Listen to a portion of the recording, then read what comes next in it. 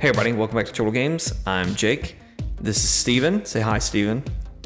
Hi, Steven. Oh, it's great. Never gets old. And this is Forward Compatible, one of our series that we do here on the channel, where we play through a game that we haven't played in at least 5 years, do a live stream series where we replay the game, and then ending with a review to see if the game is forward compatible with who we are today in the gaming world. This week, our game is Bastion, a fun game from Supergiant. Steven, you're our main guy who's doing these whole forward compatible things. I'm gonna be on one eventually. I'm just kind of your host and guide for this moment here as we do a preview and kind of get a basis of what Steven liked about the game or hated about the game.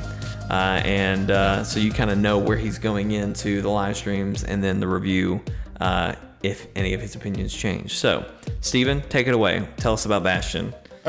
Okay. So there's a debate in just pop culture. Are video games art?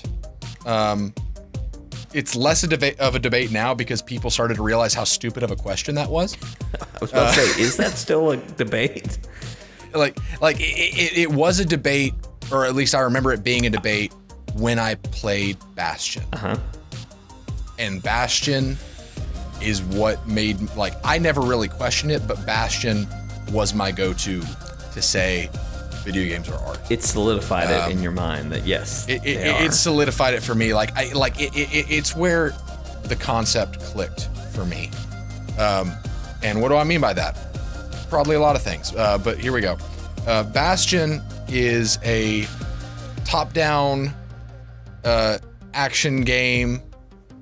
Trying to think of ways to describe it because it's not roguelike. It is linear, but there are somewhat roguelike elements. Basically, you play as the kid. That's his name. He's the one you see on the covers. Can we call him Billy going forward? No, because it's important that he is referred to as the kid. Okay. Because they called Billy the kid as well. Shut up, Jake. So you play as the kid, and this awful thing is happening to the world around you called the Calamity, I think. Okay. Which is basically where everything is collapsing. Everything is just falling.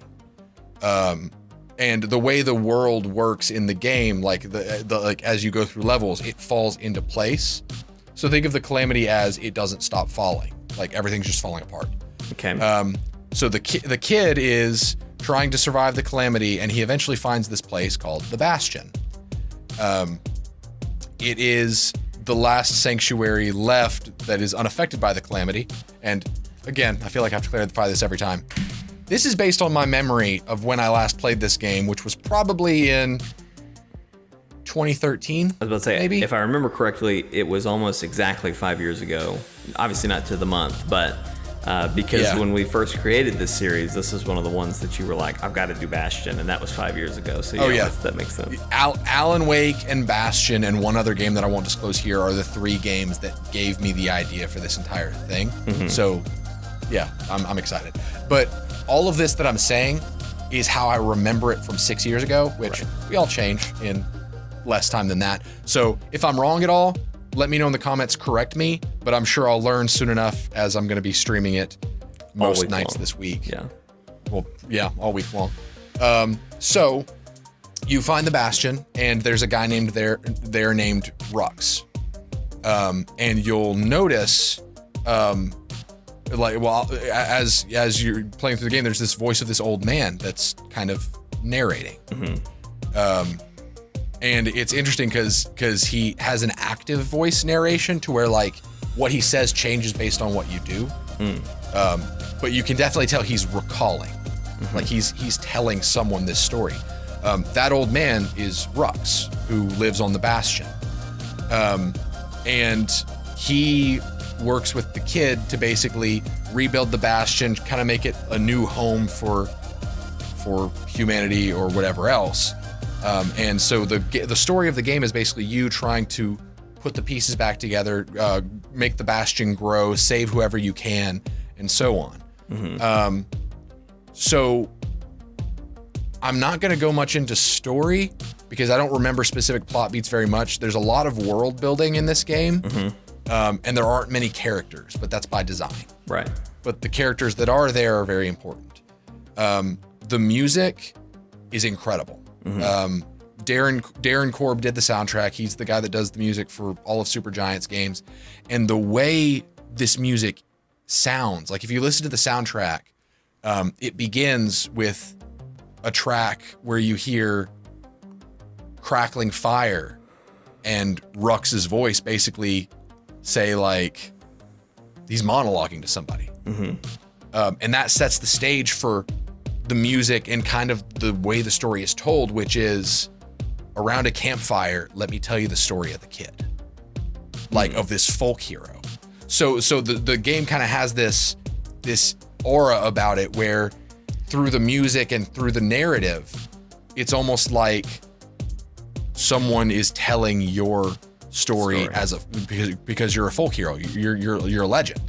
Kind of like which Billy through the story, and this is I'm still confused what we no can't call him Billy. nothing like Billy the Kid, nothing like Billy the Kid. This is my segment. Shut up. So, you find out actually that that's exactly what's happening in the story. Is that Rux is telling someone your story over a campfire, but I won't get into that because it's a pretty cool reveal. So the music's great. It's very diverse in sound. Like it's just really cool. It's really unique. So I'm really excited to hear that again, even though it's all going to be second nature to me because I listen to it all the time on Spotify because it's that kind of music to me. Yeah. But the way the gameplay works is kind of like how I described Hades, or like you would expect a roguelike game to work, which is where you've got two weapons. One is your left click, one is your right click, I think is how it did it. And basically you can choose various pieces of equipment to go on each mission with you. And you can get upgrades over time by doing certain challenges. So it's just your run-of-the-mill roguelike style action game, but it's not roguelike because it's linear. The art for the game it's just really impressive looking, especially for its time, or at least I feel like that's the case. I remember loving the visuals, even though it was obviously more of a, I don't want to say cartoony, but it lacked realism, but it had so much imagination. And it's one of those games that like, I don't remember many specific beats about the narrative. The gameplay wasn't amazing. Like it was fun, but it stuck with me. This is one of those games that I think about all the time. Right. And I'm not sure if I could speak any more on that because I don't know what stuck with me really, except for the tone and the execution, I guess. There were just some really, there were some moments that just really stuck with me that were really powerful. And I think it even brought me to tears at one point. And I know that's like, wow, Steven, you're really selling this game. But I'll talk more about that on the streams as it happens. But it's a game that somehow thrives on showing and telling at the same time, which is really weird.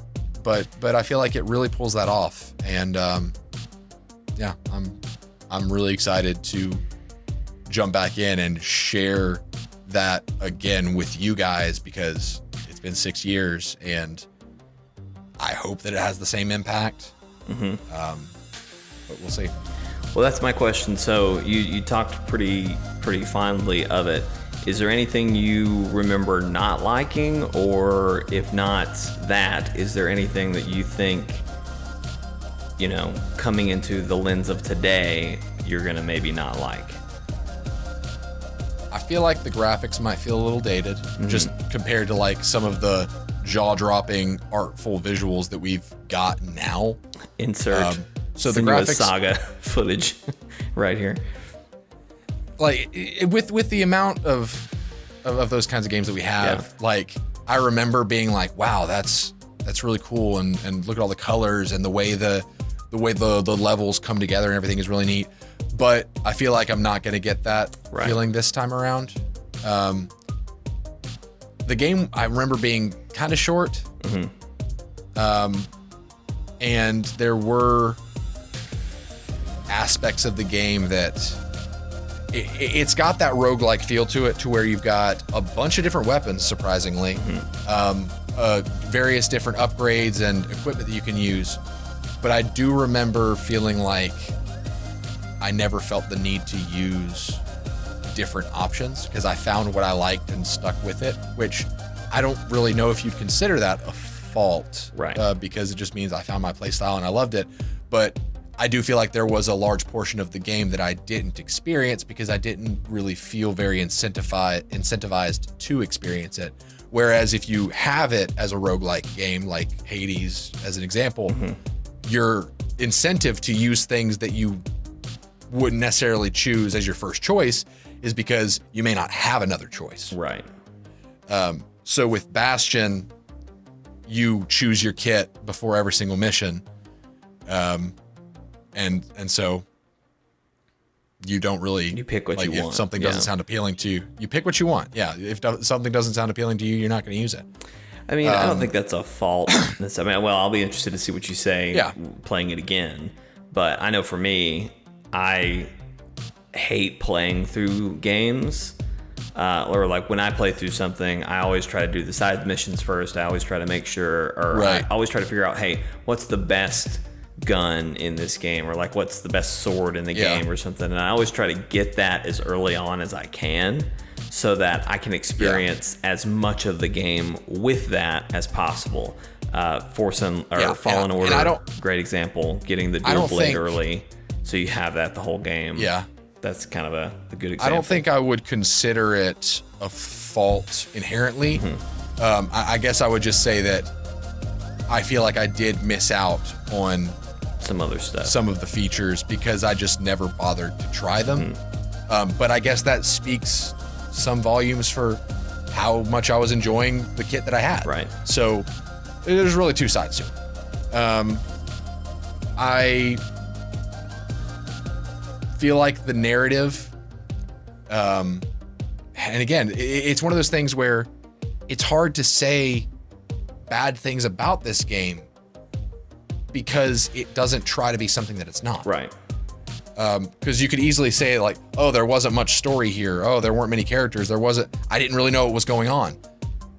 But you're not supposed to. Right. Or at least I feel like I wasn't supposed to. There's a lot of ambiguity.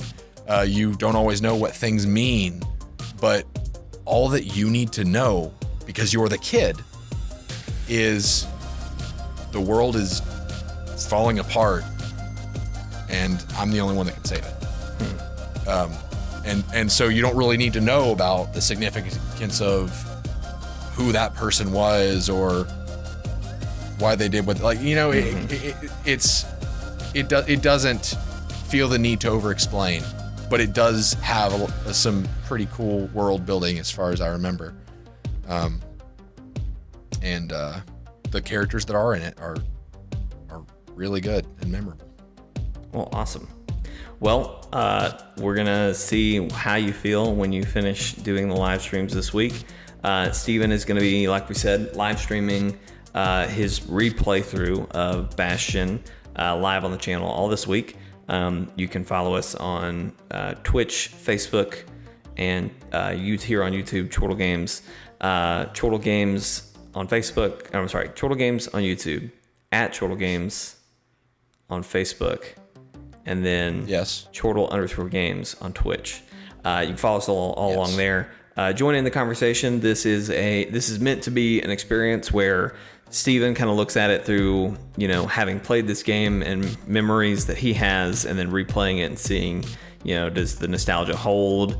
Does it not? How does it feel? But we also want to hear from you guys. It's kind of a collective opinion of, you know, what do you guys think about it? Do you like the music? Do you think, you know, this does look dated? That sort of thing. We want you in the conversation. We've got a channel on Discord called Forward Compatible. That's what it's for. If you remember playing this game, I would love to hear how you remember it before we really get started in these streams. If you've never played it, but you wanted to, guess what? And I'll talk more about this in the review, but this game's free on iOS right now. If you have an iPad, iPhone, I assume those are the devices that it's targeting, you can get this game for free and you can play it with me. Right. Not with me, but along with me. Along with me. Kind of like book club. And I definitely recommend it. Yeah. And it's free until, I think, January 1. So I definitely recommend hop on that. Play it along with me this week if you're interested. And if you have any input, whether it's, hey, I noticed this in my playthrough. What did you think? Let me know in the Forward Compatible channel on Discord, because it really helps me when writing reviews to have those alternate perspectives. And that's the reason we do this the way we do, is we stream it. We stream me playing the game. For every second that I play the game, it is public. It is streamed. You are viewing it. So you get to see my wheels turn a little bit, and then in the final review, there's clips of moments from the stream that you guys got to see live and maybe got to play a part of. So definitely encourage you guys to get involved. Absolutely. And just a little note on the ISO thing. When you look at it on the store, it says in-game purchases. Like, it says it'll let you play through a little bit of the game, but then you have to make the purchase. If you just ignore that right now, because when you get it, it will prompt you to purchase, quote unquote, the game. But it is still free. So it'll act like you've done a purchase, but as far as I can tell, it does not actually charge you at any point. So anyway, go do that. But yeah, so Steven's going to be live streaming. Steven, first stream's going to be tonight. Yeah. By the time this airs, it's probably going to be like 30 minutes to an hour from now. That's true. Yeah, because everything's doing later. But anyway, so yeah, we'll be streaming tonight. So come check us out. Same channel here. Same things. If you're not following us already on Facebook and Twitch, be sure to follow us there. On YouTube, if you're not subscribed, go ahead and subscribe, hit the notification bell, all that good stuff. And we'll be streaming this tonight. So stay tuned, follow along all week. Next Monday, we will post the review of Steven's review of Bastion. And we will find out if it was forward compatible or not. So anyway, thanks for watching this show. We hope you enjoy this week. This is something that we try to do at least once every month.